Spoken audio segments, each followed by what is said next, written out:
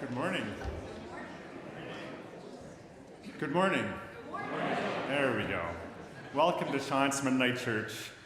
Welcome to this time of worship. Welcome to an encounter with God's presence. If you're delighted to be here, or if you're tired or troubled, you are welcome.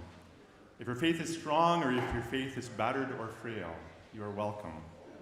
If you're eager to praise God, and if you need to be quiet, you are welcome.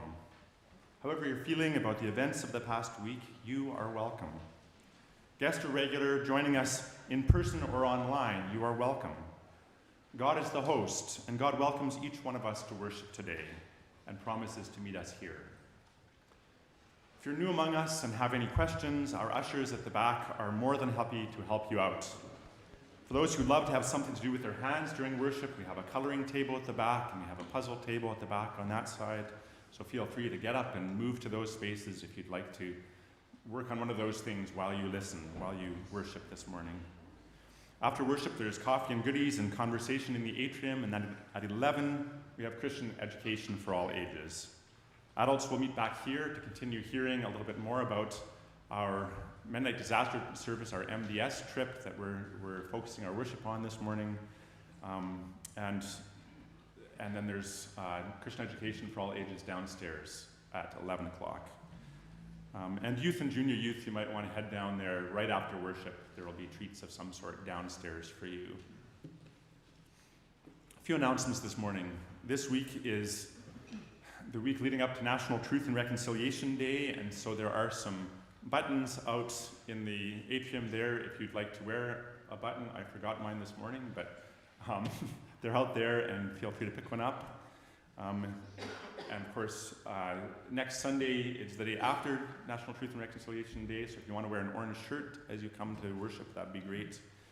There are a number of opportunities in the area for ways to learn during this week, including a vigil service on September 30th. It's in the bulletin at Trinity Lutheran Church in New Hamburg.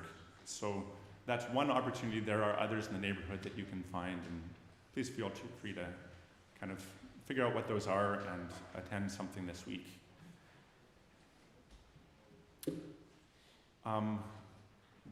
Let's show the Ted and Company video at this point.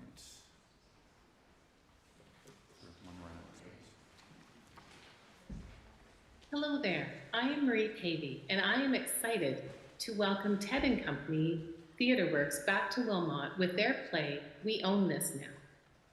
The play stars Ted Schwartz and Michelle Min, and it's written by Alison Casella Brookins. It looks at the love of land, the loss of land, and what it means to own something. We Own This Now will be presented at 7 p.m. on Thursday, October 12th at Steinman Mennonite Church, and on October 15th at 7 p.m. at Rockaway Mennonite Collegiate in Kitchener. In We Own This Now, Chris and his daughter Riley learn about their land, the land their family has farmed for almost 100 years, the people who were on the land before them, and their jarring connections to the fate of those people. The audience learns about the doctrine of discovery, which is the legal framework that justifies European acquisition of the Americas and the oppression of Indigenous peoples. So the audience learns how the doctrine of discovery is still being used and causing harm today.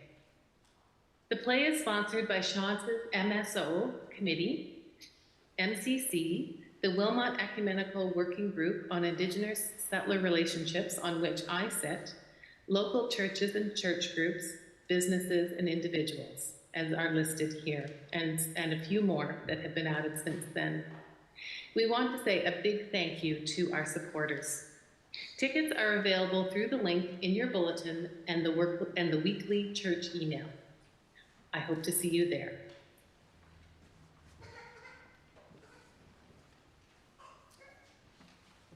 I'm excited also to be leading an online Bible study on Thursday evening starting in October with Marie, looking at the book that I forgot to bring again, North Wind Man. And this is the story of Clarence Katchagi, who started the, oh boy, sorry, I'm fumbling over my words here this morning. Crow Shield Lodge, thank you. He started Crow Shield Lodge as the inspiration behind that. He was fostered into a Mennonite home, is an Indigenous fellow, and tells a bit of that story in this neighborhood, in this area.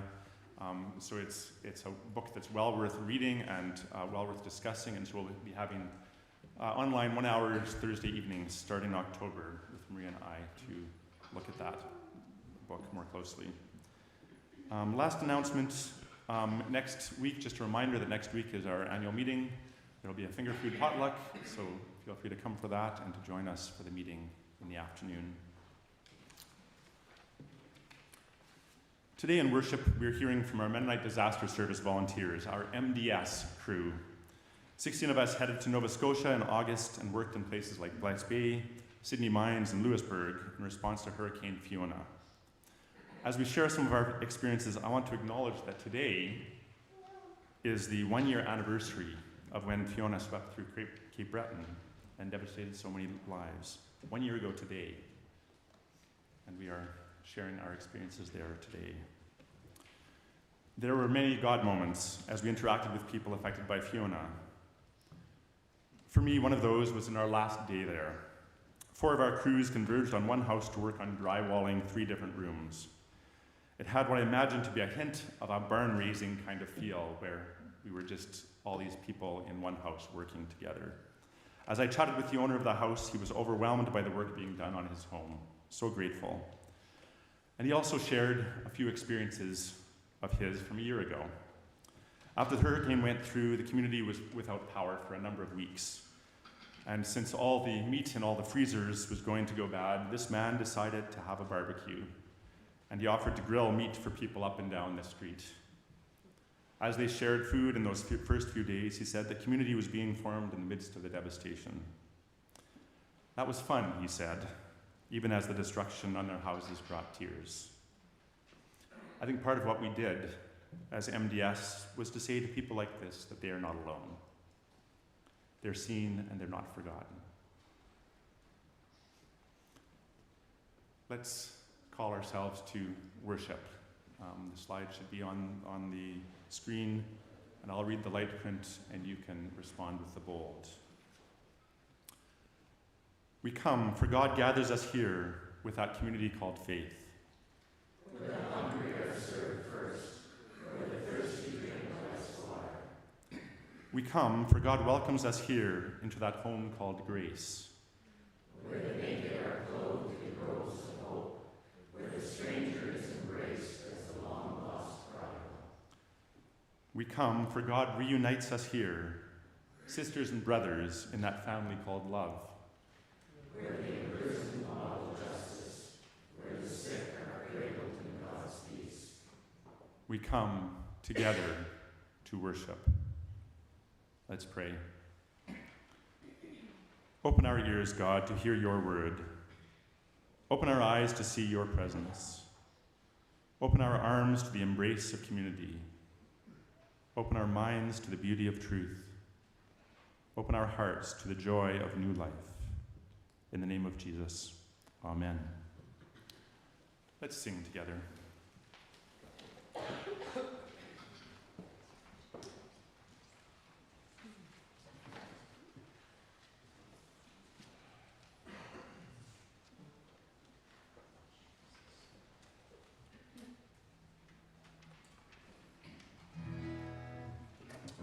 All right, if you would take your voices together and turn to 131 or use the screen that is at the front.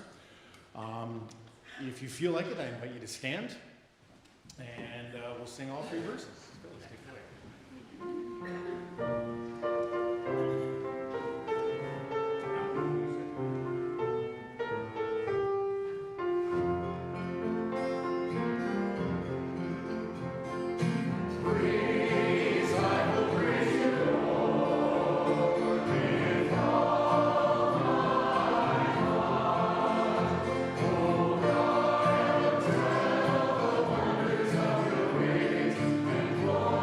Glorify your name.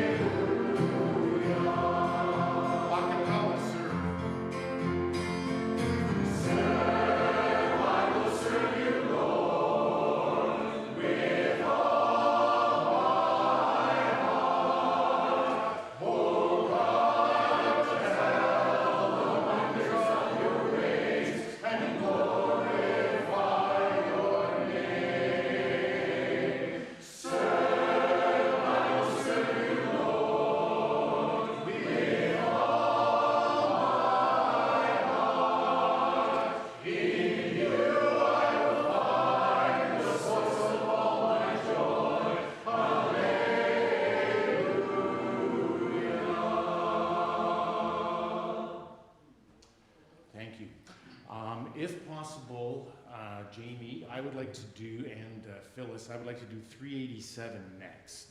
And I'll explain why in a sec. So if we can go to We Are One in the Spirit.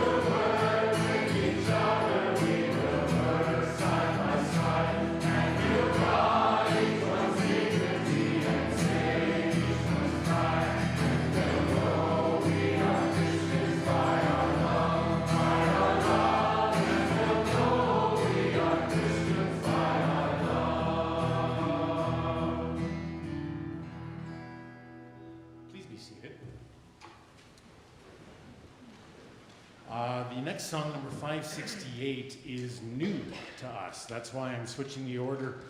Because to teach this one, well, first of all, the song was picked because the words are perfect for our experience in Glass Bay, working for MDS. And the words are great. Christ has no body here but ours, no hands, no feet here on earth but ours. Ours are the eyes through which he looks on this world with kindness.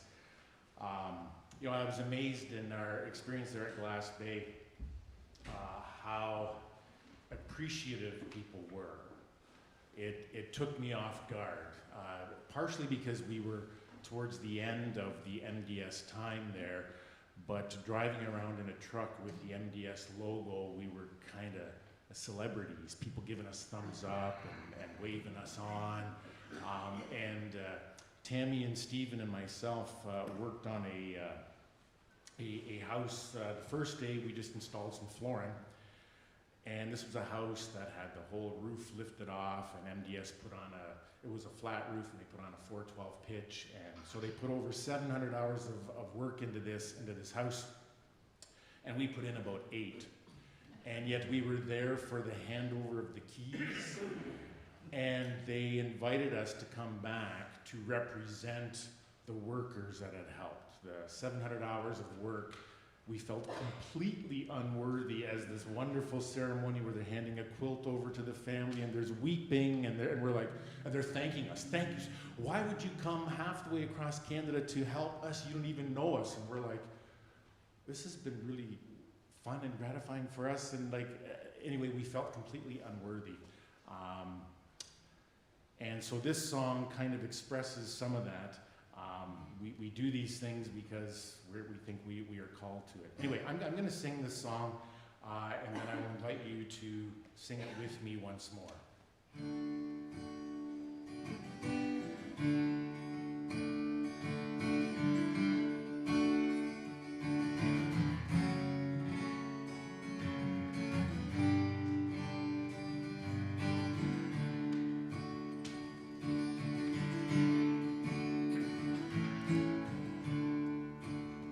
Christ has no body here but ours.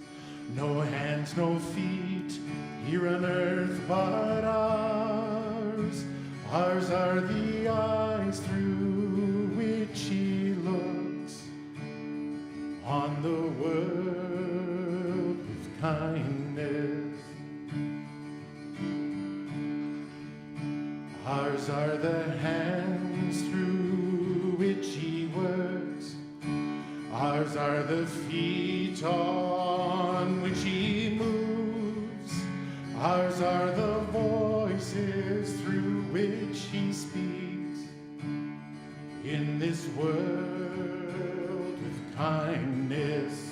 Through our touch, our smile, our listening ear, embodied in us, Jesus is living here.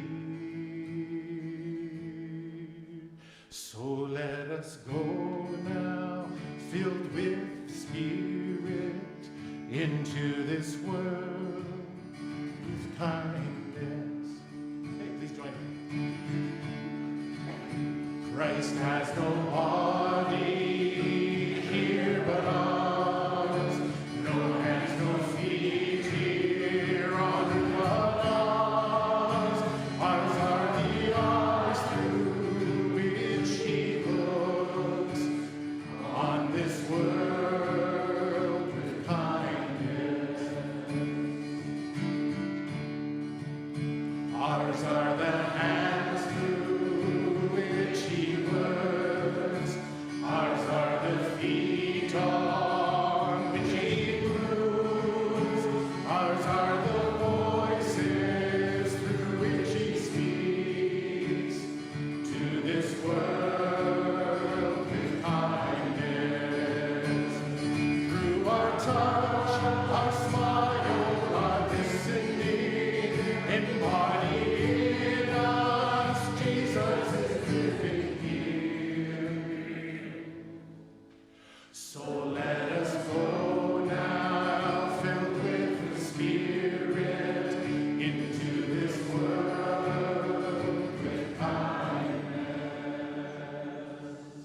Thank you.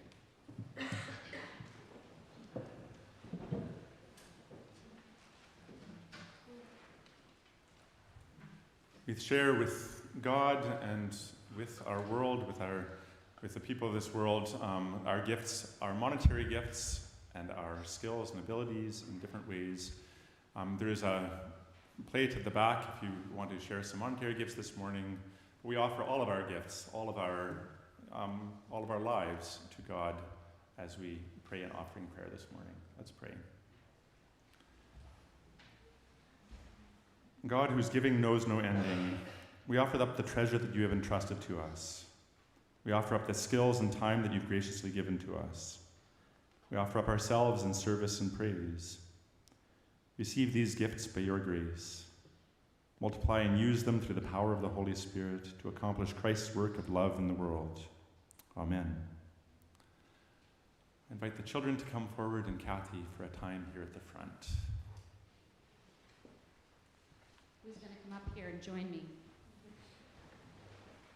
Kids? Any kids? You want to come up? Come on up. You don't want me to just talk to the air up here, do you? Thank you. Anybody else? Anybody young in spirit? Oh! Hi. Thanks for joining me up here. So, already this morning has been full for me of memories of going to Cape Breton this summer. I have a question for you. Well, I guess I have a question for all of you. If Jesus showed up here today, how do you think we might treat him? Like a god? Okay. Would we treat him with kindness? What could we do to make him feel welcomed and loved?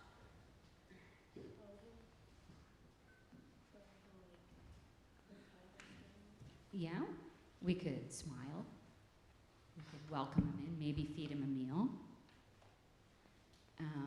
So I have another question. What do we think Jesus looks like?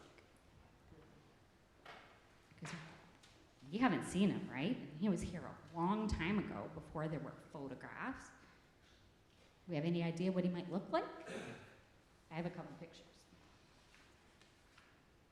Do we think maybe he looked like this? You wouldn't think so? He might. Do we think maybe he looked like this? It's not typically how we would think of him, right? What about, would he look like this? He was a young man. Might look like this. How about this? Would he look like that? Yeah. Could be, because we don't know, right? Truth is, we haven't seen him. So, did you know that Jesus said when we do things for other people, it's like we're doing things for him? That seems kind of crazy, but it's true. So what does that mean for us? Does it mean we'll get in trouble if we don't help everybody? No, doesn't mean that. That's right, because we can't help everybody that asks, right? But we know we were saved by Jesus dying on the cross. We're not saved by the good things that we do. But it's important to do good things because when we do that, we show our love for Jesus and other people, right? So as we've already heard this morning, a group of us went to Cape Breton in Canada. So way on the East Coast, some of us drove, some of us flew in a plane. But we were there for a week, and you're going to see pictures of our time there. But Pastor Kendall at the beginning asked us, take a minute and look for the God moments that you see. So I just want to share a couple with you this morning of what I saw. Linda and I had the opportunity to serve at this community center. And what we did was we stripped this wall and painted the orange. And Linda was really brave, and she went up on the very top on a big tall ladder and painted. But that's not the God moment I want to talk about. Linda and I were out there for a couple of days, and it was hot and sunny, which was lovely. But she's out there on the ladder, and I'm holding the ladder, and we start to smell this amazing smell. We're thinking, what is going on in the community center? Well, they were having a day camp. Have you guys been to day camp? Did you come to day camp this year? Did you come to VBC? No? Have you ever been to day camp? A camp where you do fun things? No? Okay, wow. There were some kids at this day camp. They were about your age. Some were a little younger, some were a little older. But what they were doing was they were learning how to cook. And that's not even the God moment. The God moment there was they learned how to cook. They packaged up a meal. They walked it down the street to the senior center. You guys know what a senior is? Careful.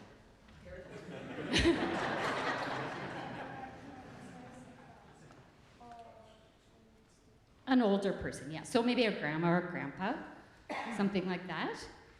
Anyway, they took it down there and they shared a meal together. Kids and the seniors, and that was really cool, and that was a really cool God moment for me. Other one was one day the kids came to camp and they went on a walk. They went on a walk with empty bags, and I thought, what are they doing with the empty bags? And they came back and they were hot and sweaty, and one little girl had broken a shoe. They had picked up garbage in their neighborhood. And some of those kids didn't even live in that neighborhood, but they had picked up garbage, and that was a real good God moment for me. So each day the kids came to camp and they had a great time, and we could tell by all the chatter and the laughter. And they had a caring and a kind leader who guided them to not only have a ton of fun, but also taught them to help others. So I think God was definitely there in the community center. keep your eyes open. There are chances all around us to serve Jesus and see the God moments every day. So can we have a little prayer? Thank you, God, for letting us be part of your work. When we serve other people, we serve you. Help us to look for ways to do that and to care for those around us. Help us to share your love. We love you, God. In Jesus' name, amen. Thanks for coming down.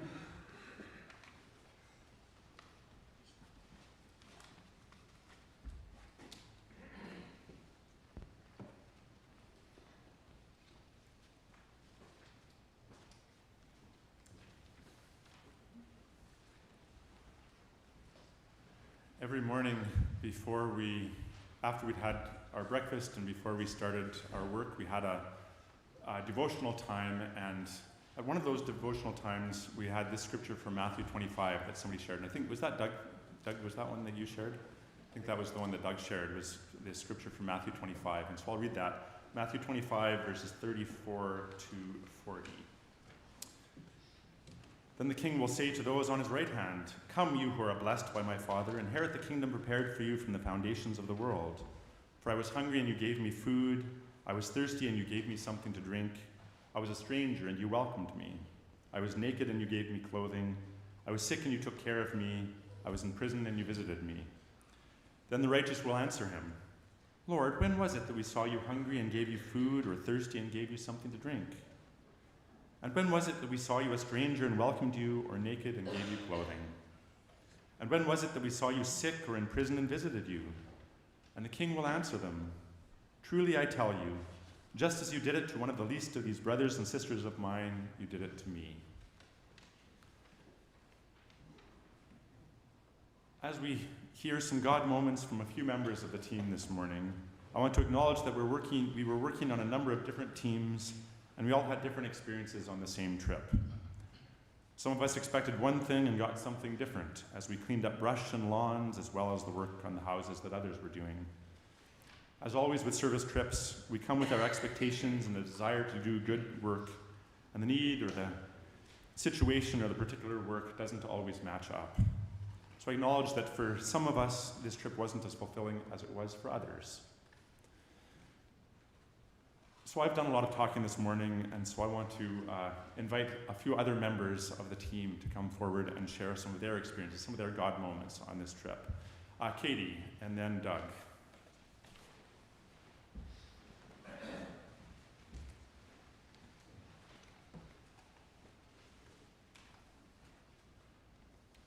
Good morning. When I heard of the possibility of Sean sending a team on an MDS trip, I was pumped. I signed up right away. I didn't think about it, I just jumped right in.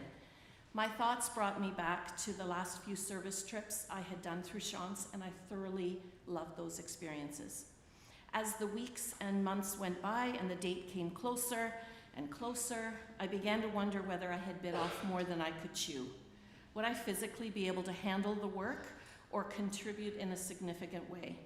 This became even more apparent when filling out forms asking about our experience and skills and whether we could lead or teach others those skills.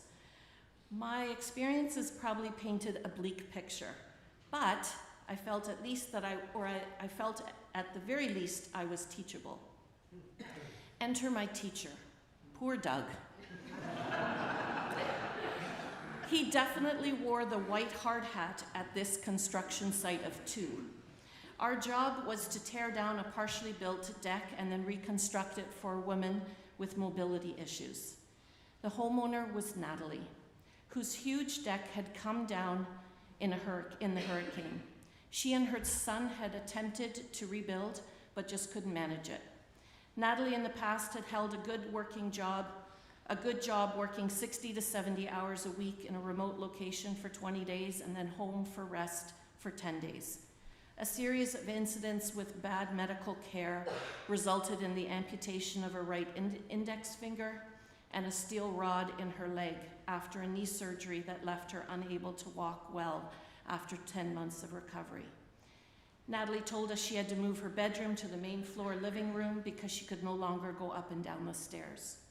She had to deal with many bouts of debilitating pain in her legs since pain medication does not provide relief. Natalie's hope was to have her deck rebuilt with just a small landing and steps into the backyard.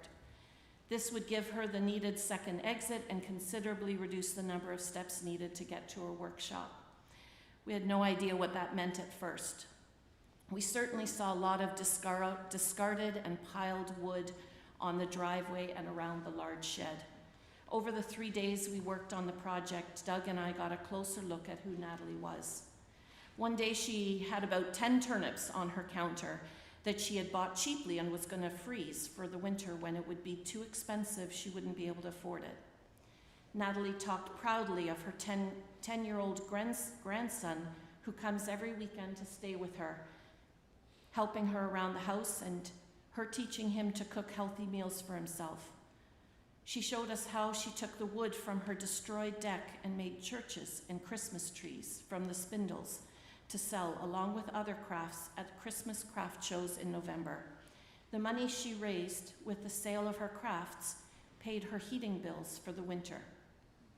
She was able to take what was broken and useless and make something beautiful and new from it. If you look at all the things that have gone wrong in Natalie's life, you would definitely not begrudge her for complaining or being upset at what was thrown her way. But that was not my opinion of Natalie. What I saw in her was resiliency, creativity, and positivity. I really thank God that I was able to get to know Natalie and to work with Doug to rebuild her deck. Natalie's positivity and ability to make something beautiful out of her circumstances was a breath of fresh air and reminded me to be grateful for all that God has blessed me with.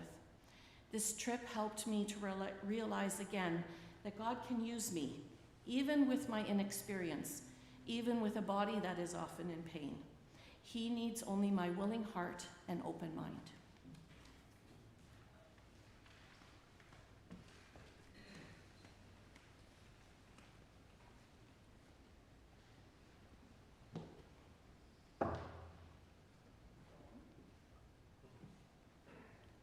That's one of the little churches that Natalie made out of, as she mentioned, the old spindles from her deck that was torn off in the hurricane.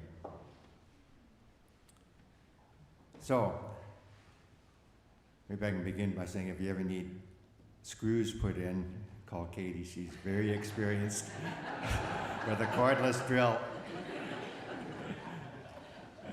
So our first job, as you mentioned, was building this deck.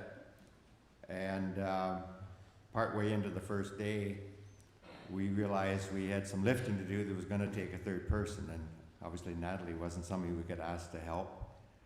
And just at that very moment, pickup truck pulls in, and here it was Ike, our project coordinator, just exactly when we needed him. Had a few materials to drop off for us. And so we explained what we needed. It only was about a 5-minute job, but we couldn't have done it without a third person to help. And he said, you know, I got lost on the streets of North Sydney. I've been wandering around for 15 minutes to find this place.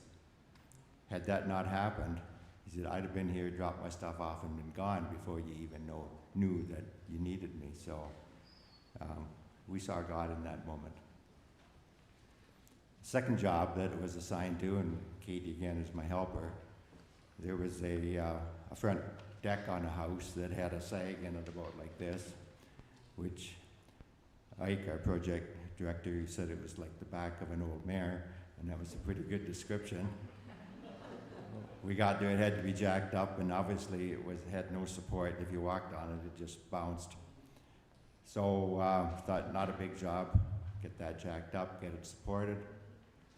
When that was done, we realized the next post over, it was a little bit short, so there was still a bit of a sag in the deck farther over. Well, you can't leave a job half done, so while we're there, we'll level that one up too. While I was doing that, Katie picked up some boards that had some nails in them, and she just had it laid on the end of the deck, tapping these nails back, and suddenly the corner of the deck just plopped down about 4 inches with a bang, and I looked and I couldn't believe it.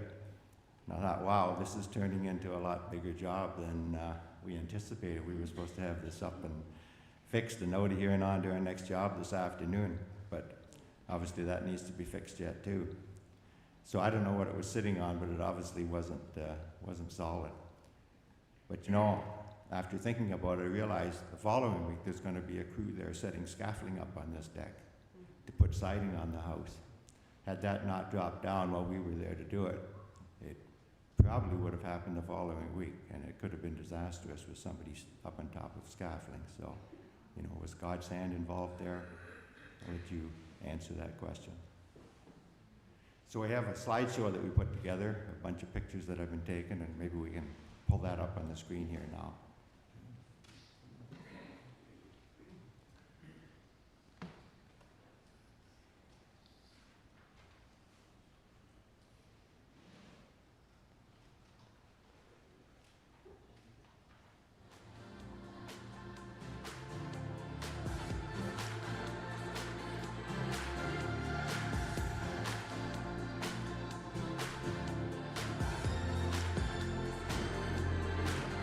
There's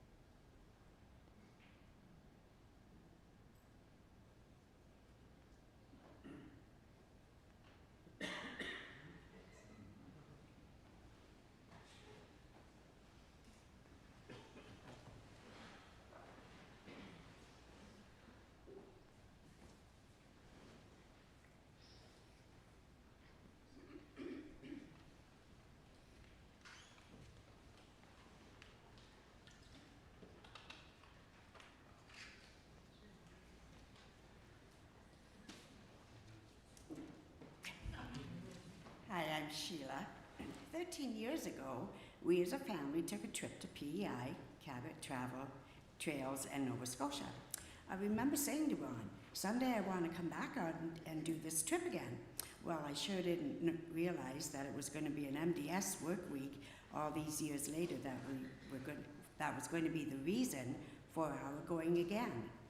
Ron and I chose to drive out in our car to do some of the route that he did with his home hardware truck for 19 years.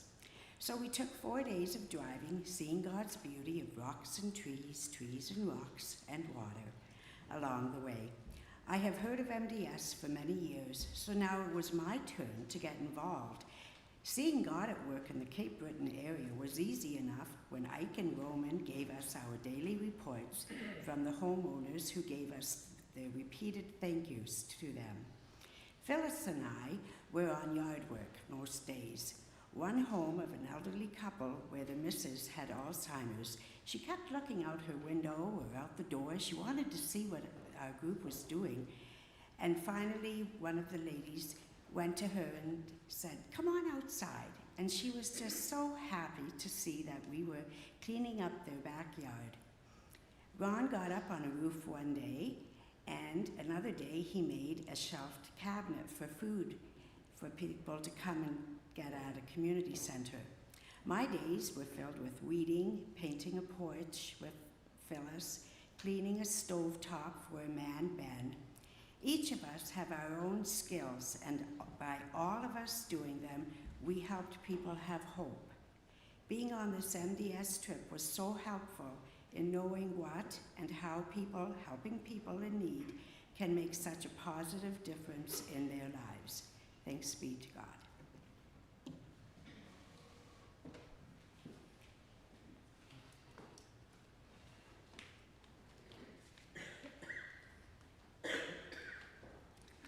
Morning.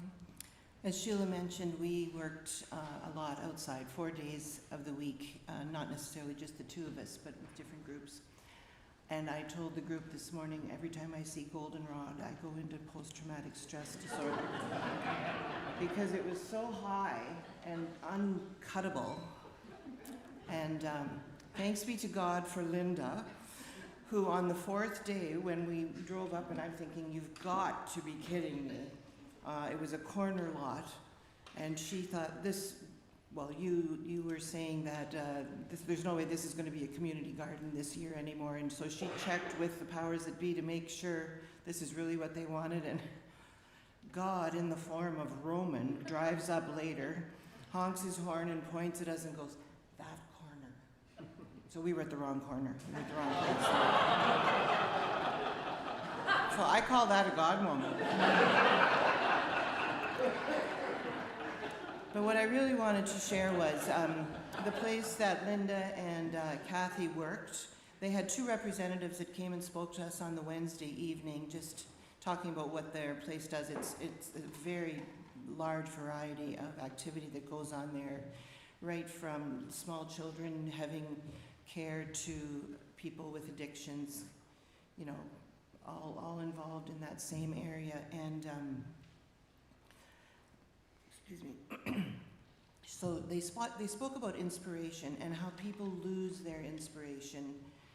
And I think we can all identify with that to some degree in life when we know what needs doing and we do not have the capacity at that point to do it.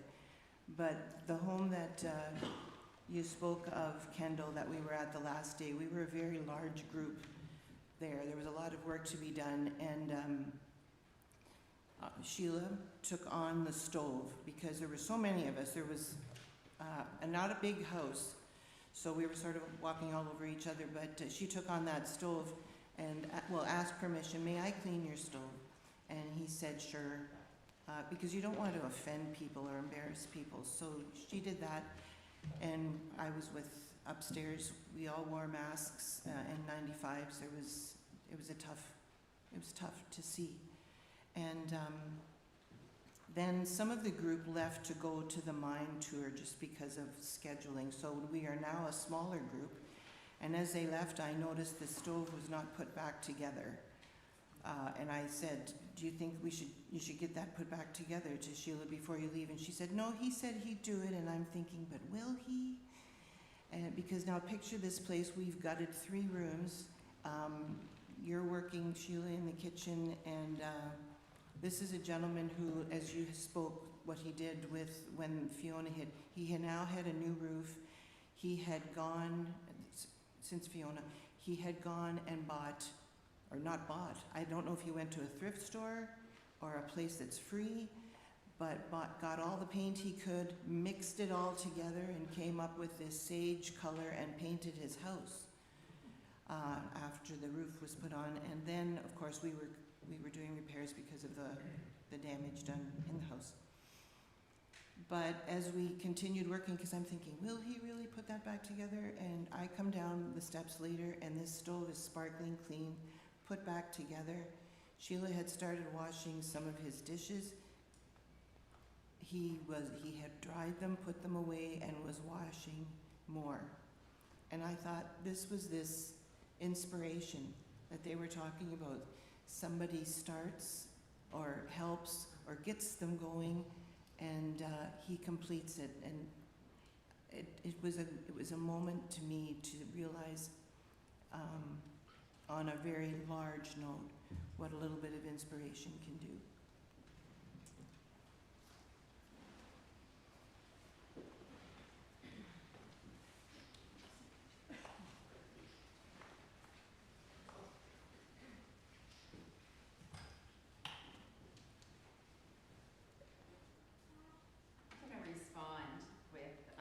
Hymn number 778, Will You Let Me Be Your Servant?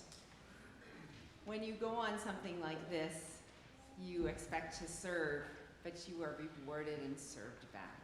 And the circle gets complete as we see God, and then they see God. And it's just an amazing experience of blessing for anyone. And you'll hear in our Sunday school time encouragement to go and serve with Mennonite Disaster Service or to do a service project somewhere. The blessings are incredible, and I would like to personally thank the team that took the risk to go on this trip, because we didn't know what we were doing, and every day was a new surprise, but it was amazing. Will you let me be your servant? Please stand to sing.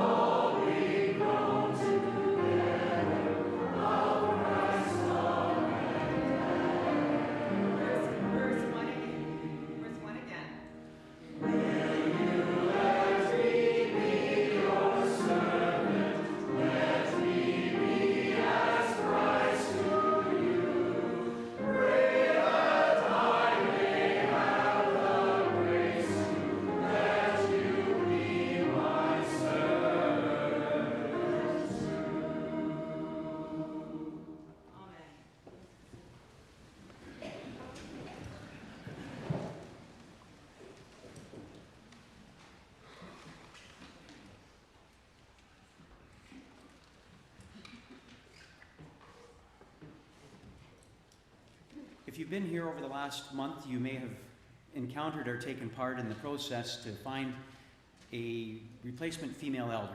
In elders, there's terms. People come in and serve for a 2-year term, maybe a couple 2-year terms, maybe even 3 2-year terms. And at that point, it's time to find someone else. So we've deliberately gone through a process asking you to discern and speak amongst you and come up with possible candidates. And we have been very blessed that I think 4 different ladies have accepted the thought of becoming a female elder, and two have let their names stand through to this point to come forward, and we will have to have a vote at our meeting next week. So I'd like to thank all 4 who considered the role, and especially the 2 who have let their names stand. So Edith Shantz and Debbie Lope have both agreed to let their names stand for this role. So at our congregational meeting next week, October 1st, we will hand out ballots at that time and try to come up with one person who will take that role. I'm being prompted up at the front here, but I will get to that. In the event that you're not able to be here with us next week, we are also making ballots already available this Sunday. The ballots will be available if you can't make the meeting and you're watching this live stream, or you get an email that will go out this afternoon announcing to the rest of the congregation who aren't here who the candidates are. I will explain the process that will happen. The ballots are available this Sunday. You can contact our administrator in the office and make arrangements to stop by and pick a ballot up if you choose. Or we are also making available a ballot online, and again you would need to contact the administrator, which is Linda, and request an online ballot. This is voting for members. It's part of our constitution that in order to participate in this process, you need to be a membership, hold membership in this congregation. So you can request to either vote online by ballot. That will close next Saturday, so that all that has happened prior to the meeting. You can stop by and pick a ballot up if you need to, or cast one today. We will have a ballot box just in front of the window in front of the administrator's office after the service here today. And I would encourage you to vote, not vote often, please just vote once. Take the opportunity, discern, and appreciate the gift that we are given by people willing to serve in this position. And thank those who have let their name stand. The process next week will announce then who the successful candidate is, and we will install them at the close of our meeting next week.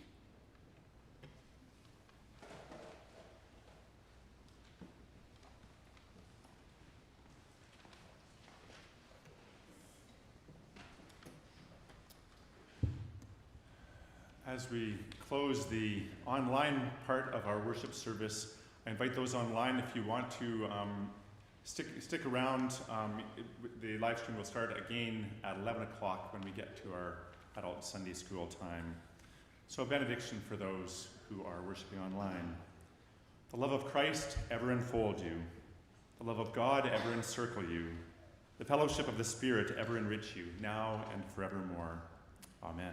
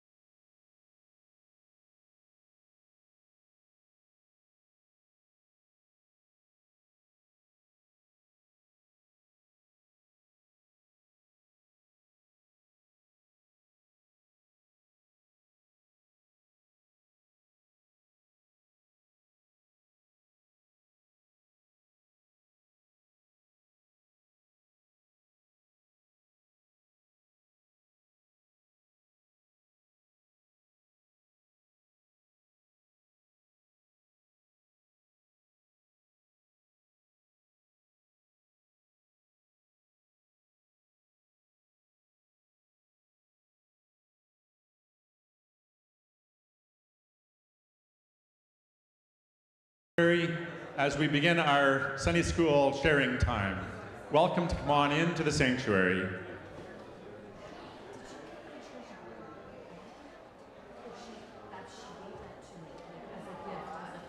She gave one to me,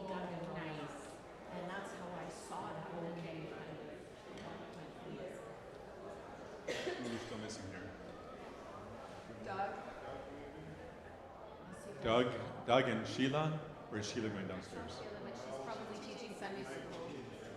Yeah, so just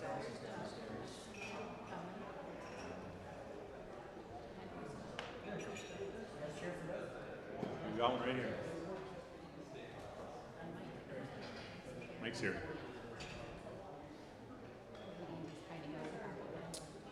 So welcome to this time where we'll share a little bit more about our trip. I'm going to just turn it over to Mike to get us started here and share a little bit about what our days look like. Turn the mic over to Mike. Is this one on, guys? Is the other mic on? They're working on streaming. Jamie, calling Jamie. This one here working for you? It was the one from the Song leading mic, or not leading song? Mike's going to lead us in song. This is Mike leading in song. Linda, what's the next song? I've threatened to sing This Is the Day. Every morning when we had breakfast and before we would head out, they sang a rousing chorus of This Is the Day to a new set of words. It was not rousing. Linda has forbid me to enter into it. We will not be singing that today. They did all 3 verses at about half pace. We had, as you've seen, we've had a large group that came along with us for this week of MDS service in Glass Bay. And for some it was a repeat event. They've done it before. For others it was something brand new for them. But it doesn't really matter. If you're going on a trip like that, you have no idea what or who you're going to encounter. The long-term staff with MDS are people that you've not met before. And if you think that you've kind of figured out their pattern and routine, it'll be different. And that's what we encountered this time. The personalities of the people that lead, that are there. In some cases, Roman, the site coordinator, had been there since the beginning of February. And through the course of the week that we were there, he was flittering around and showed up at the right places at the right time, making connections. And in the end, he flew out at the same time that Doug did, kind of unexpectedly, because he had to head back to Kelowna, BC, because the fires were getting close to his house.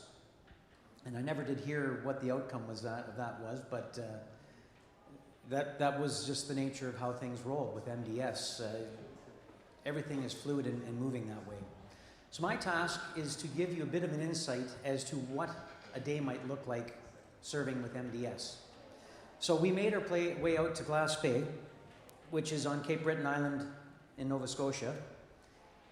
So we're starting off with a couple of shots on the screen. And I'm trying to make this work. Maybe it takes a moment to come on. It's green on the side here. Oh, I got green lights on now. But I'm still... Do I have to point it somewhere in particular? Hey, there we go. And Glass Bay is a community on Cape Breton Island that has gone through a number of different economic changes, with the mining industry being the forefront of its employing staff, along with fishing, some forestry as well, I would imagine, but most of the economics there comes out of the previously mining and then the fishing industry, which both have received a fair bit of change in the last couple decades.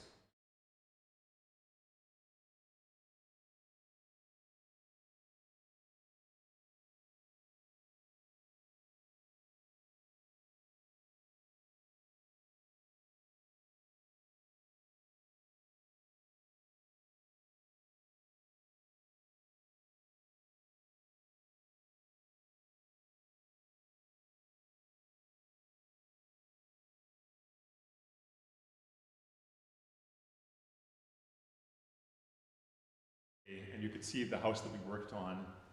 We put in windows and some people put on siding and so on, but kind of right in the center of that picture. Across The pictures were really a part of what I was hoping to work off of here. They crashed, we have to open it up again. Be a little more descriptive, Mike. We'll have to be. We'll have to get phonetic in what we're doing here.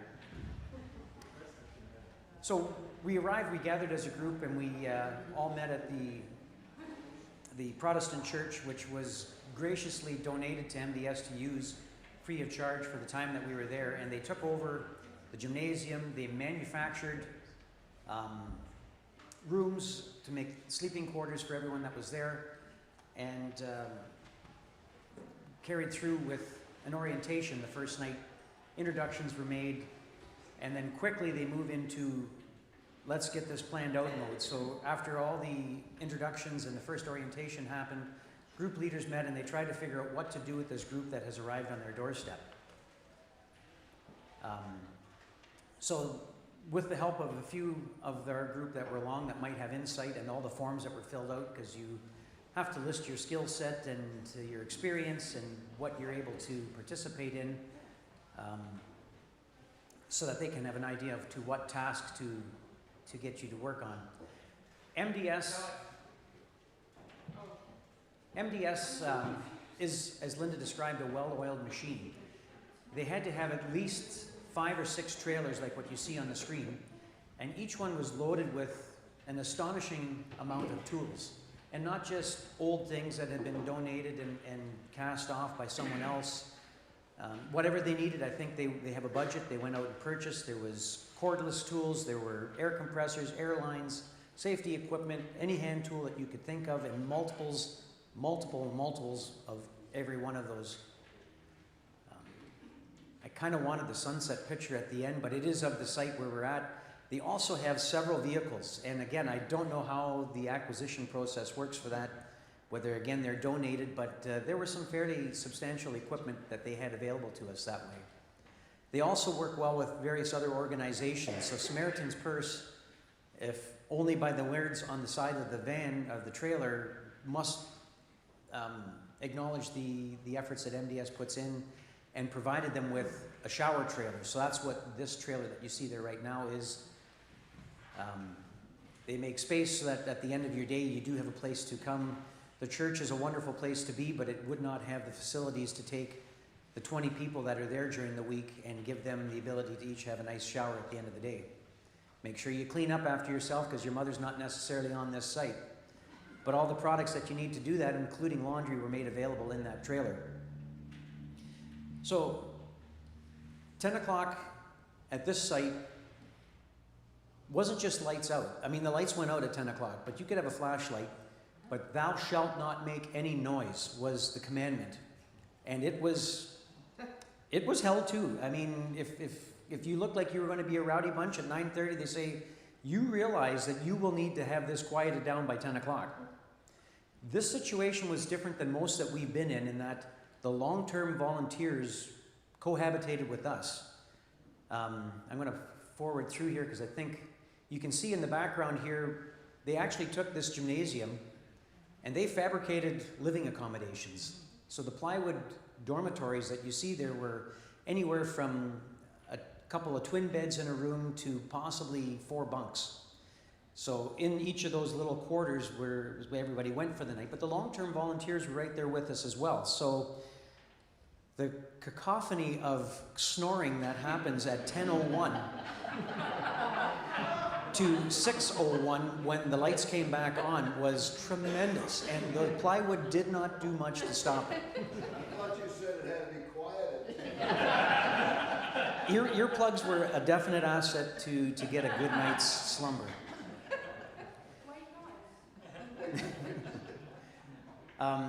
The schedule was posted, and it was held to almost religiously. I mean, you make sure you finish up your work so that you're back, because you don't want to cross the kitchen staff, because that is, again, looked after by somebody who knows how to make everybody toe the line. Breakfast was every morning at 7, and then after devotions and a brief going over what's going to happen on the day, you would gather the tools and get ready for your work assignment for the day. The work assignments are always laid out on the board, and I really appreciate the organization that went into it. The job leaders would meet the night before, assess on where project statuses were at and who would be available to make sure that they had the right tools, the right equipment, the supplies, and the people and everybody going out to each site to do what could be accomplished in that day. So you can see the various columns listing the various teams that are going to be there and the jobs that they're going to take, right down to the lunch cooler that is going to accompany them to the site to make sure that everybody knew where to put their lunch into. The breakfast time was shown here, or meal times. And again, we're gathering at a large banquet table, everyone together in their place. After breakfast, you were responsible to make sure that your lunch was prepared for you. Again, your mother is not here to make it for you. So they had another space set up that everyone could go into and put together whatever lunch was necessary. And I'll poke at Stephen. It takes a lot to keep Stephen going for the day. So those are 3 sandwiches in production line order there that are being crafted that morning. And he best get it into the right cooler. With this is at the outside entrance as soon as you come in the church for good reason. I did not ponder or linger too long there to know what that many pairs of footwear after being out for the day would smell like. But everybody was encouraged to have their shoes to come in. But that's what a working team's footwear would resemble. Your day of work comes back, and afterwards, after supper is over and commentary time has passed, there is a brief moment before 10 o'clock that you can socialize, have some fun. We did anything from playing card games to we played a rousing game of humbug where you have to hum a tune and hopefully everybody else can guess it. We managed to make some popcorn on an evening, but just to unpack and discuss the day. They did make available to us an evening that we went into Lewisburg for the Cayley, and this is the stage. Everybody was polite and didn't take pictures once the performing crew were on. But it was a very unique building that could obviously house stage productions and things, but we had a wonderful experience with the local group. And it's worth mentioning, it was a guitar player, an incredible piano player, and then there was also a lady playing violin. And partway through, Stephen Schmelsley goes, "I recognize that guitar player." And he was in a nice t-shirt and hat and did an incredible job and an excellent musician. Very engaging, but when we arrived, we went to a restaurant for supper before we went to MDS and met at the church. And that restaurant happened to have live music. And this gentleman was playing a keyboard and singing, and he sang every tune that you could find from the 50s, 60s, and maybe into the 70s at the latest. And there was a crew of very white-haired people that were gathered around where he was playing that soaked up every song that he offered. And it was nice. It was nice. It wasn't anything outrageous, but it was nice. Well, this happened to be the same guy that was playing guitar at the Cayley and put on a hat, found 4 different gears to shift through, and was incredible at that point. And we're all going, that can't be the same guy. But Stephen was right, and it was indeed the piano dinner music performer that we had at the restaurant the first night. Mention had been made about a key ceremony. So the different projects that we've worked on, ultimately any of the projects will end up in completion, and when that happens, there is this tender moment where the results of the efforts of all the volunteers come through, and there's a dedication service, and MDS is very deliberate about how this is handled and the meaningfulness that comes both for the people who have received the efforts of MDS as well as those who participate. On one of the trips that we have done with our youth group, you have to excuse me, we also experienced that, and going through and even cleaning the house after all the construction that has happened, it's a very meaningful experience. Being we are in a very culturally distinct area, MDS and the community, through appreciation for people coming through with MDS, made it available so that we could take a tour of Sydney Mine. Mining had been a tremendous impact on this community throughout the generations, both good and bad. The dependence on the people in the community on the mines and the advantage that may have been taken of them by the mining companies was all brought together at this site, and we were able to go underground with a group of the retired miners that run the tours and take you down just to give you a glimpse of what it might have been like to have spent those hours underground.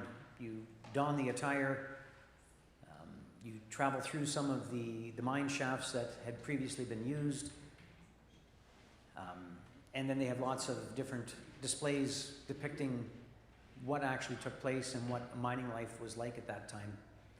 And you get to see what you might be if you were to take on the role of a miner. Being short definitely had its advantages. We did manage to bring Kendall along with us, but Sheila and I fared far better going through that than what some of the taller people did.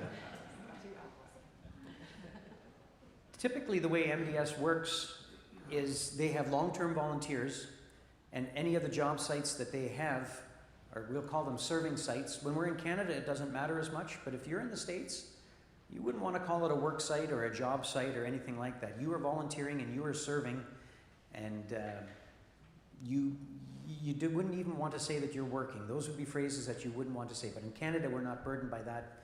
So our group leaders, here's a couple that have come out, and they would have been there for a month. Abe and his wife, Norma, both would take on crews and go to a site. Once you're on the site, you work with the volunteers that we disperse out amongst these crew leaders.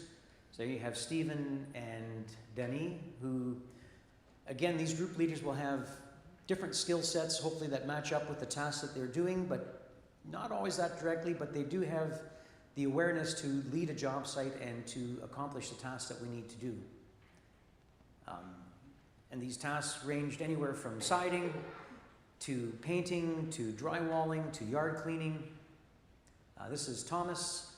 I believe he was a cabinet maker who found siding to be maybe not what he was most accustomed to, but I'm sure that all the siding that went on that building would be very precisely cut and trimmed and put in place. He was very precise, but he actually was putting in windows, not working on the siding. This here was a crew that no one wanted to cross. This was the kitchen staff. And the lady that's sitting on the side of the table by herself, Connie, made it very clear. You are welcome to reap the benefits of what come out of the kitchen, but you will not come in my kitchen unless you ask for permission, and I grant it. She ruled that place like a fortress, and what came out of it was delightful every single time. You would come back wondering what was going to be on the menu that night. And as we were sitting there the first night, I'm looking across at the long-termers and this young lady that's in the foreground there, and going, oh, I know that person. Well, I went to school with her father. They would have been neighbors to Ron and Sheila, well, not Ron and Sheila, but Dave and Eva. Hannah Kober was here this morning? Yes. Oh, I didn't even realize that. Is Hannah here now? No. That's unfortunate. I did not see her. But it was funny how you come a distance like that, and neither of us had any idea as to who they were going to encounter that way, but I think this was her 4th or 5th time that she has gone out on the kitchen crew with MDS and spent up to a month looking after the needs of the crews that come in. With any good project, you need to have a group photo. So this is who we would have been with for the week that we were out there, from long-term volunteers to all of our group and all those who participated in making that week work. We have visions of what you're going to be encountering, and for the most part, it didn't let us down. We were working on the seascape, the cliff edges of a very rugged environment in Cape Breton Island and Glass Bay. And if you can imagine what it was like a year ago today as the winds had their way with that area, it's not hard to see how that could be a tremendous and ominous force when it's unleashed like that. But very, very inviting and peaceful and tranquil, like the people that live there when it's a calm day. I think that has brought us pretty much to the end of the pictures that I've had. we've gone through the group leaders, we've gone through the daily schedule. I'm curious whether there's any questions. We can have a moment to use it. Stories from here? Pardon me? Stories from this group here? Yes. Sure. If others want to share. Yep. What would you like to share? Kathy touched a bit on the community center that we served at, and I just would like to point out that this is a really poor area of Canada, and I had no idea how poor it was, with an quite profound drug problem. Where we were at the community center, they had, what was it called, Brown Bag Center, so you could come in for safe injection. And so as we are serving there, there's people coming and going, getting their brown bags, you know, okay, I need this for cocaine and I need this for this. And I'm not used to that. And a number came in visibly high.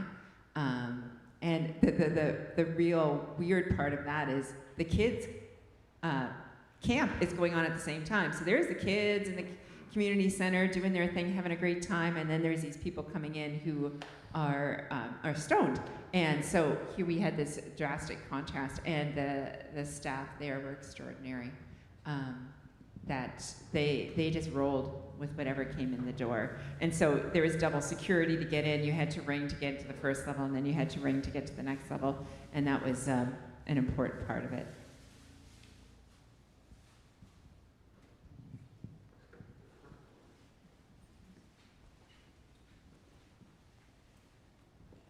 One day when I was working in Glace Bay, I had to go over to Cameron's Building Supply to pick up a few materials, and they told me a little story about their experience during this.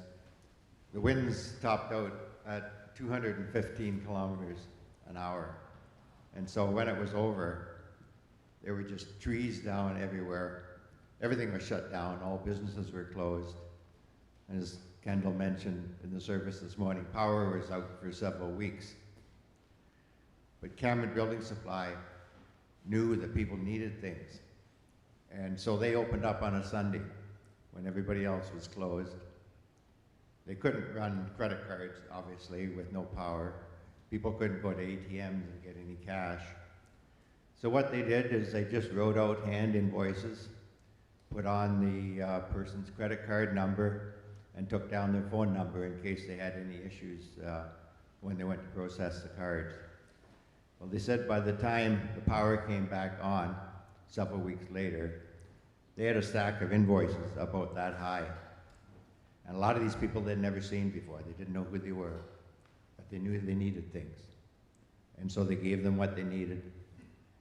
And when the power came on, they put their credit card charges through. They did not lose $1 from anybody that didn't cover their bill. And I thought, wow, that really speaks highly of the people of Glace Bay. You wouldn't do that in any city. I don't know that you'd do it in a township here and get away with not losing $1.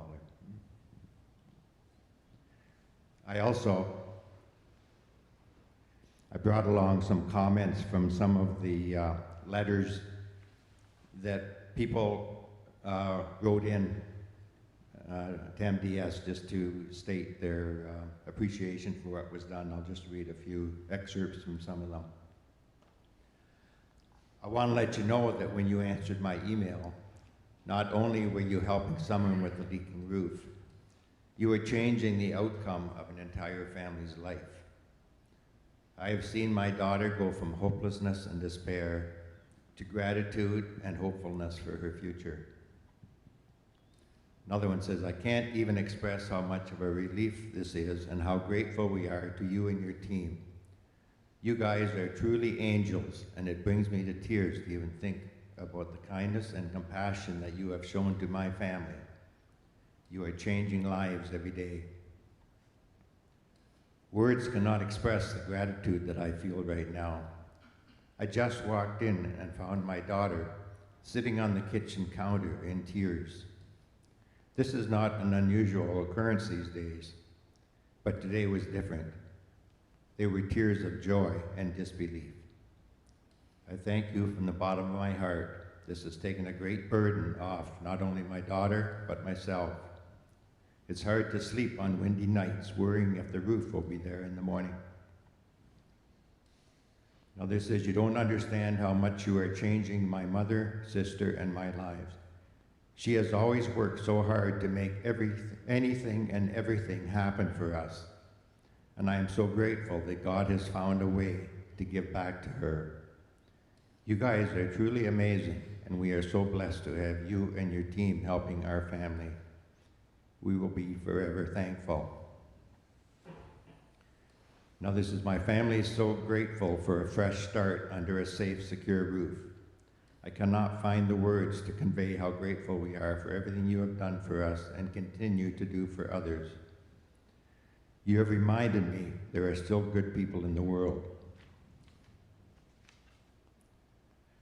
Another one says, when my daughter said tonight that she couldn't believe what was happening, I was able to say, God is alive and still answering prayers. We will never forget any of this. That little house will always be special because God restored it using his hand-picked team. And lastly, someone says, moving out here, I have found it difficult to find a church to be part of, and I have been losing faith in the whole system. What has happened in the past couple of weeks has restored my faith in God and humanity.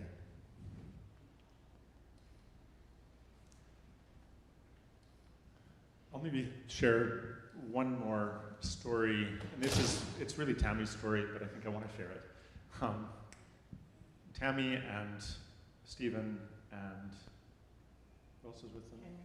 And Henry, we're working on siding on one house, one of those ones that was on the bluff, and you maybe saw the pictures of Tammy up on the lift and scaffolding and so on along that one.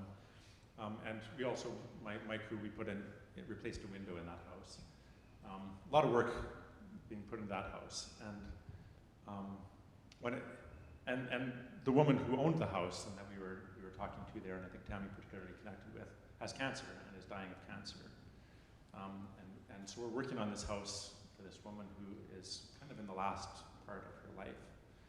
And I think one of the things that is so powerful for Tammy in that, and for me as well, sorry, one of the things that so powerful about that is just this sense that for her in this last stages of her life, at least her home is being taken care of. And there's this sense that she's not alone in this, either with the disaster, but also with her cancer in this stage.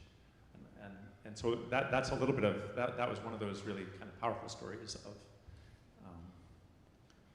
of somebody in a rough place in life that is, I think, seeing support and seeing some love in her life in that situation. So. Just going to make one comment. When MDS rolls into a neighborhood like this, it's not just on their shoulders to figure out who is it that requires assistance. In this particular case, the local churches and United Way played a very large role in identifying where the true needs in the community lie. And MDS tries to fit into the spots where people are less able to help themselves out, and that's where they walk alongside them then to add the assistance. And as you heard in so many cases from the stories that have been shared here, there are people who weren't sure exactly how they were going to get past what they've been dealt here. So the local organizations and groups do play a large role in working along with it, which is evident as you see the community embrace the presence of what's happening and the people that are there helping them out that way.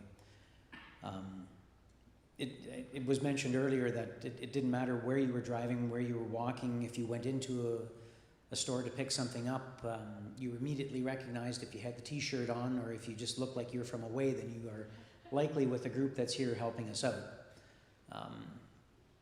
But it was nice to see that integration and assistance from the local groups in the community like that as well. I just want to share another story. Every night after dinner, we could talk about our experiences of the day, and it was a great way to kind of hear what other groups were doing and experiencing and kind of expanding the story of what was happening. And so I shared what had happened with Natalie, with the group, and I had shown them the little church that she had gifted me, and I think Doug and Roman got one as well. And I had bought a few other things from her, and after that, people started coming up and like, I'd like to buy some stuff from her too. And so I talked to Roman, and he's, I don't know what you'd call him, the project manager.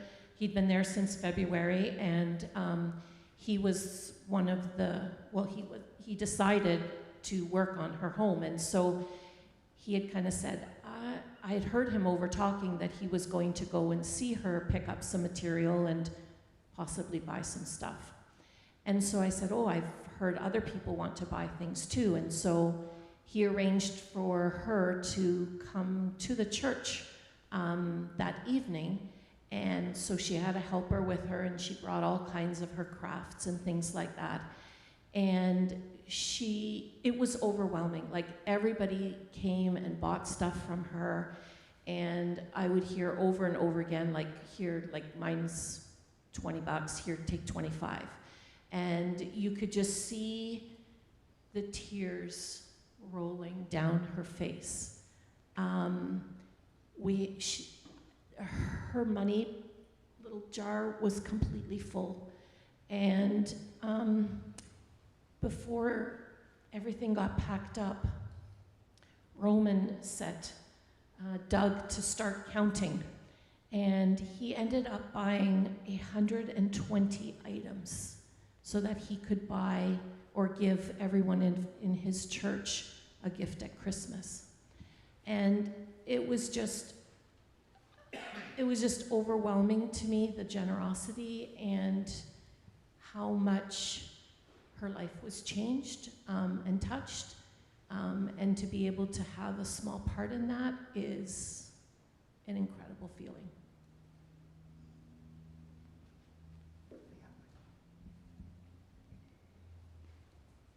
So when you get a group of Mennonites together, yeah, you eat well, for sure, but we ate really well. But this is an aside. A gentleman from the community came in one day with this big wagon of rope, this great big huge thing of rope, wanted to donate it to MDS. And we've got an example up here at the front. And the coordinator said, we really don't have a use for this. So they said to our group, if anyone's interested in rope, help yourself. Well, you don't say that to my husband. Anyways, or to the other people, and the amount of rope that we brought home that I don't know what we're gonna do with. But anyways, if anybody needs rope, you can give us a call. Well, we got you covered. Does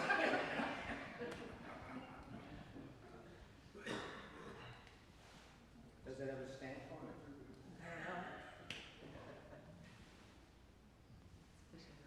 It was a huge wagon full of rope.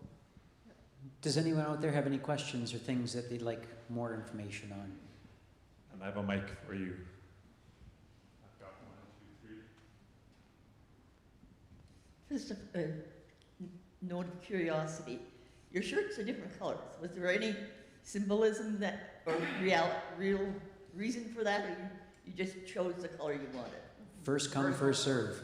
If it fit you. And it fits, yes.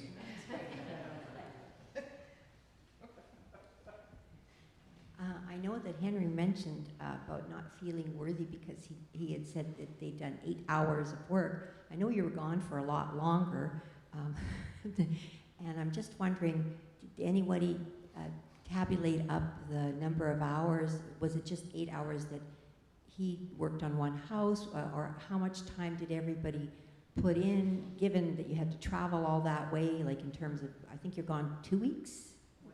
1 week. Because everyone traveled different times to get there.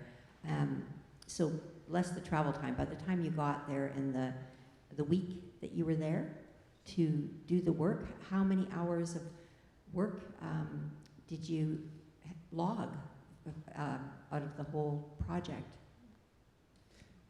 So the work days are pretty typical. From the time in the morning, you're on site for 8 o'clock and you're back again at 4:30, maybe 5 o'clock. So it's based on an 8-hour workday, and you're there Monday through Friday. Friday you might come back a little bit sooner, but when you come back sooner, it means that there's a few tidy up chores that need to happen, like cleaning up the vehicles, organizing the tools, putting everything back so it's ready for another group. And we washed each vehicle and cleaned them out and swept up your rooms. So it's a week's worth of work of serving that you're doing when you're there. Now, how you choose to get there is up to you. We took the long roundabout way and spent 2 weeks getting out there, where other people got on a plane on Sunday morning and were there for Sunday evening and left right afterwards. And MDS will assist you in some travel expenses if that helps you to come out and join in on a project. So travel isn't to be a limiting factor for you that way. So was it 40 hours in total It was, with the group? so, Yeah. it Just to clarify Henry's comment, he had only worked one day on that particular house, so that's why he said 8 hours. But that was just one day. He was working on other houses on other days. So there were 16 of us, 40 hours each. So for 640 hours, we as a team would put in cash.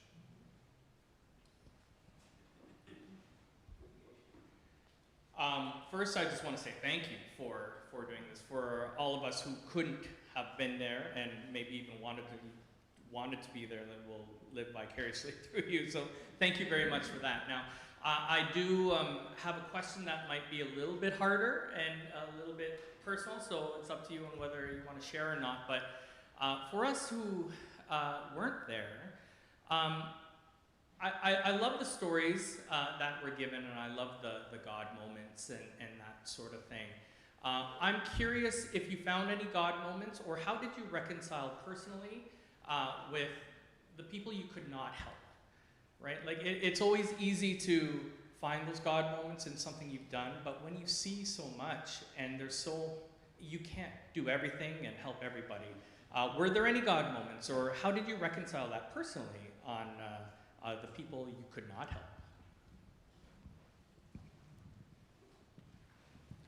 Well, I know one thing that was noted when we were there, how sometimes if a group would be cleaning up somebody's yard, it wasn't long and there was some neighbors out doing some work on theirs. So it was just, you couldn't help everybody, but you inspired them to, do something at their own place as well. So it did a ripple effect, I guess you could call it. Yeah. And the hope is that some of these local organizations, now that they've seen what can be done by volunteers, when people were willing to come across the country to help, that they carry on and do some more as well.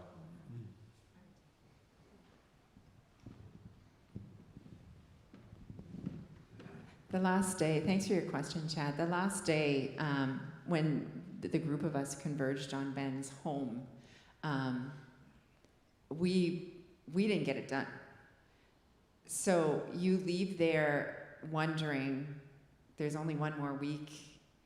What's it going to be left? I know, like Andy had those questions, and we were texting back and forth with the project coordinator. How's it going at Ben's home? Well, they're working on it, but you got to leave in faith, and that's really hard, because here's one guy, and this is a home that he grew up in. It's a generational home. It's just really common out there that you live in the home you grew up in, and there was a lot to do. So that's hard. And as you drive through Louisbourg, we went to the Fortress Louisbourg there, and as you got closer to Fortress Louisbourg, you just saw the tarps on the roofs and the siding still off, and this was almost a year.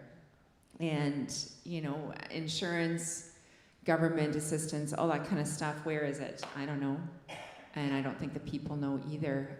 So it feels like a drop in the bucket. And, you hearken to that starfish story, starfish strewn on the beach, and you throw one in the water. What difference does it make? Well, it makes a difference for that one starfish. And that's the way you have to hold on to it, that, you know, we made a difference for a few people, but yeah, certainly there is a lot more that could be done. And we were working on houses. We were working on the disaster recovery. We weren't working on fixing the whole house. And so we were, you know, we were putting windows. We were putting windows in houses that were crooked, right, square, and so figuring out how to do that. But you're not resolving all the issues, even in the houses that you're working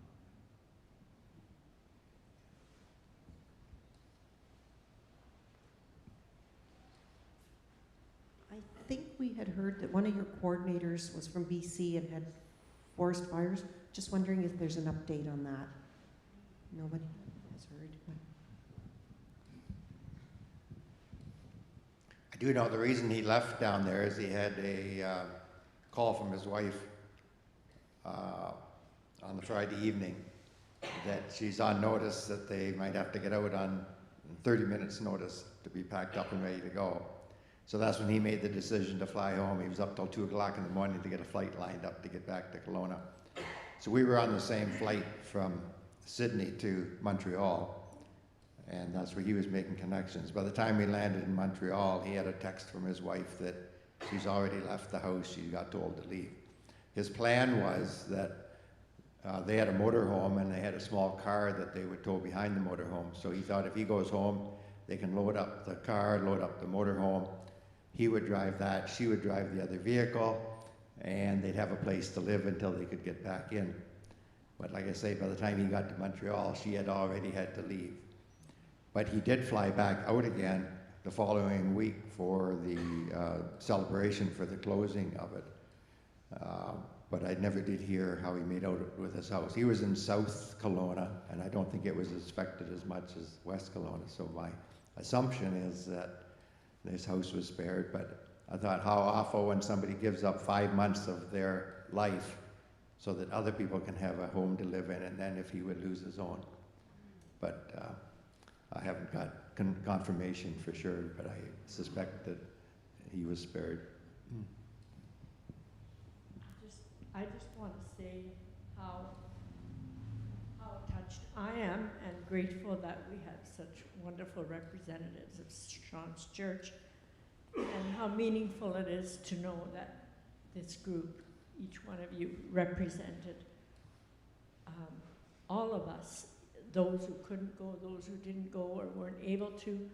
I'm really, I shouldn't say proud, I'm very thankful to belong to a church that does such outreach and represents us so well.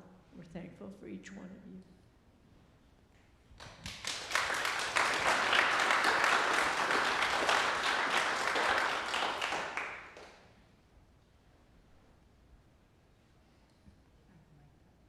Other questions or comments?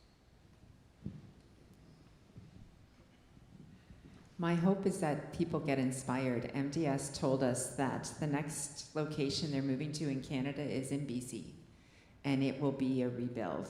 Obviously, we did repair, but this will be rebuilt. So they're going to go into the interior where I can't remember. Does anyone remember the Lytton, BC? That was the plan. At this point, it's not definite yet.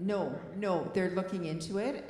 I was communicating with MDS Winnipeg, and there's a lot of hoops that they have to get through as far as municipality applications and things like that. But that's their hope, that 2024 they'd be able to open a site in Lytton, BC. And I've heard a few people from this crew show interest in going. So, get ready. I was going to say, did you want to talk to some of the youth that weren't here last night about? They were all here. They were? Okay. Sorry. I don't know if I'm going to put this the way I mean it, but try to understand. I was so inspired and in awe of working with people and how patient you were. Like, I did very little drywalling with you that last day because we were in, there was two different rooms really close. But you, Doug, like explaining what we're doing and why we're doing it, you wouldn't have had to do that, but I appreciated it.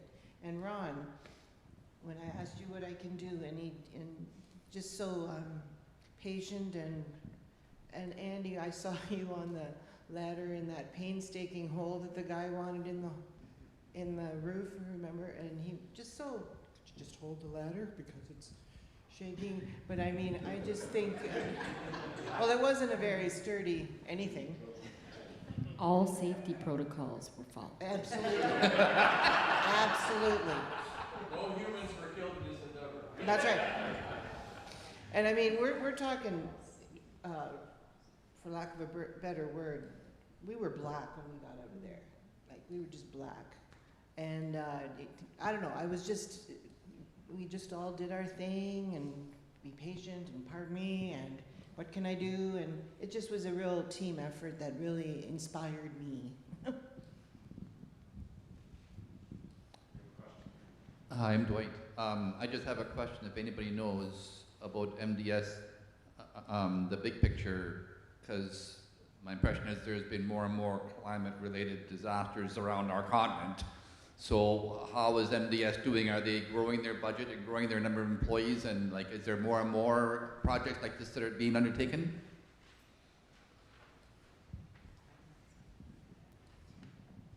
In the office, I receive emails from MDS weekly, and they're always looking for volunteers. I don't know about budget-wise, but there's a huge need in the States over the winter time.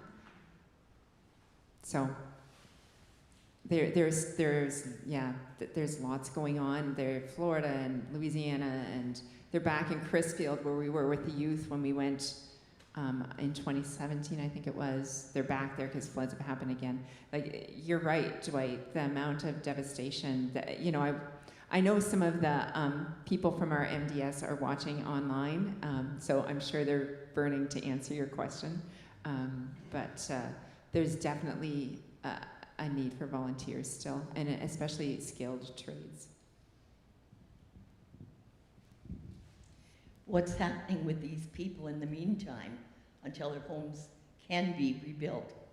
Where are they staying?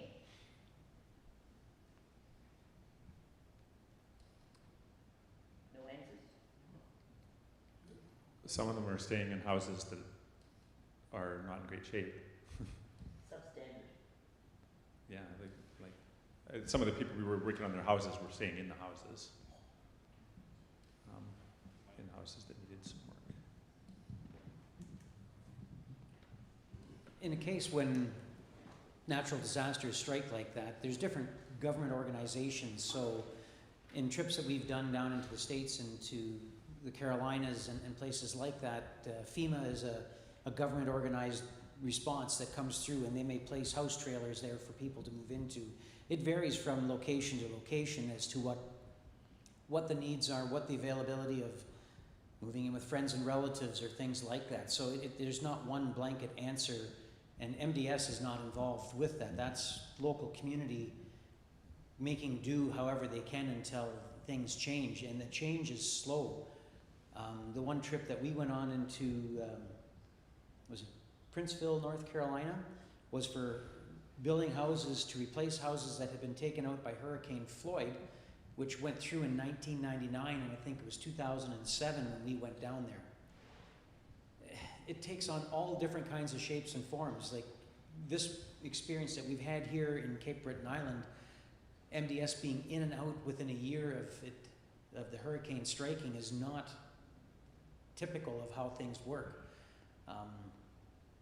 Helping out a community that is less able to help themselves through social economical issues is never straightforward, and it's a dance that I have to really appreciate the way these organizations, and we've helped out with the Southern Baptists, like MDS is not alone in what they do that way. There's a lot of different organizations that do that type of work, but the way that they try to find the place where their help is needed the most is quite astonishing.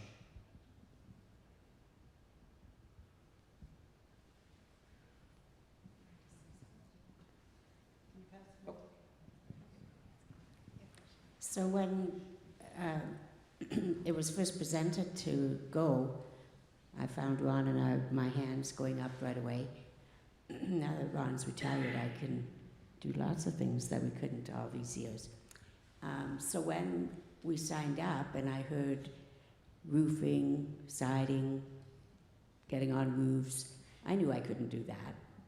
But I do house cleaning for my job, so helping Ben at his home wash his stove, because Henry and I think Andy were up above the stairwell putting a hole in the ceiling to take the ceiling down or something. It's like, I can't do that. So I went outside and Ben was just sitting at a table out in his yard. He said, I'm just going to stay here out of the way. And I went to him and I said, Ben, do you mind if I would just go in your kitchen and help do whatever? And he said, well, I'm going to put it this way. Today, my house is your house. So you just go do whatever you want.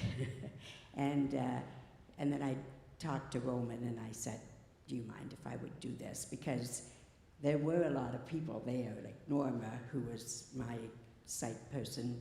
She came downstairs at one point and said, I don't know what to do. There's too many people here.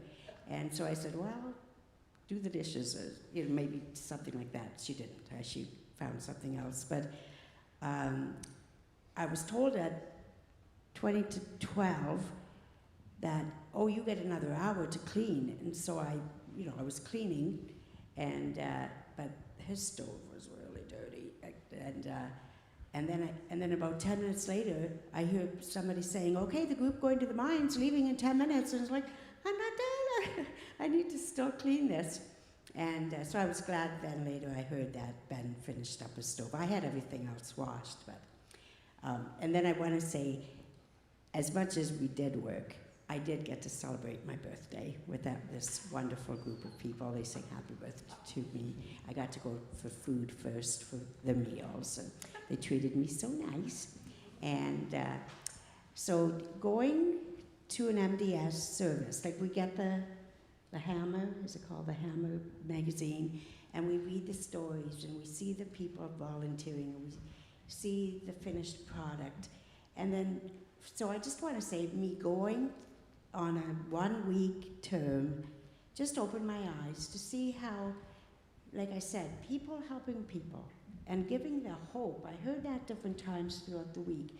We're giving hope to the people, because I can't imagine my home being destroyed or anything of mine being destroyed. And where is hope? So for a group of people to come in that they don't know from other, like we were across from Ontario to BC, helping, and people seeing us, like, down on the ground weeding. That's what I could do too, weed. I'd get scolded for weeding because it was just the weed whacker and lawnmower, but I couldn't help do that either, so my thing was to weed. And then they'd say, Sheila, don't weed, stop weeding, don't be so clean.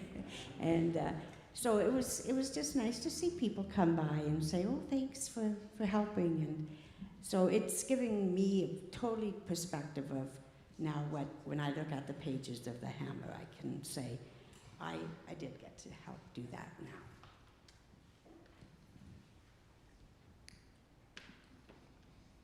Any last questions or any last words from the group?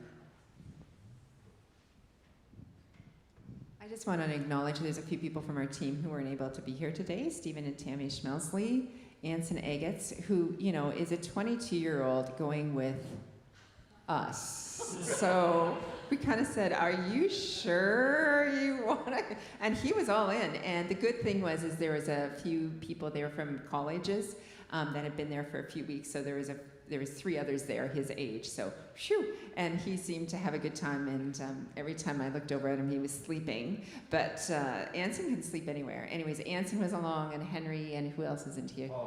Paul and Christine Shantz. Who are away on holidays. So those are the people who are part of our team. Yeah, oh, there's Anson sleeping. We got so many pictures of Anson sleeping at the table, on the bench, on the floor. Anson sleeping. Anyways. He was on the roof all week. Yeah. Those young kids on the roof, like, oh my gosh. Yeah, we didn't get any pictures up of Mike's team, but Mike and Anson and Ron for a couple days were roofing. and it was a pretty steep pitch, and they spent an entire week on a roof. And the very last day was when it started to rain. So thanks be to God.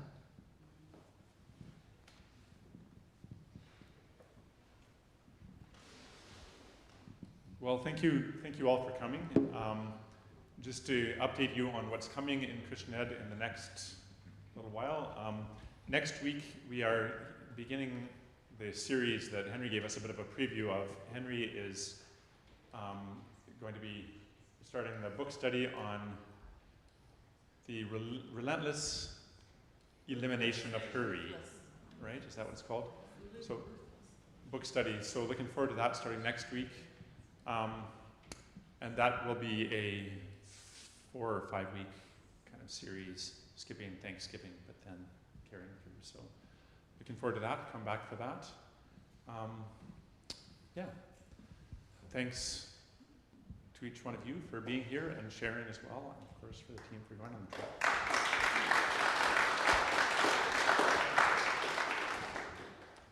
All right. Enjoy the day.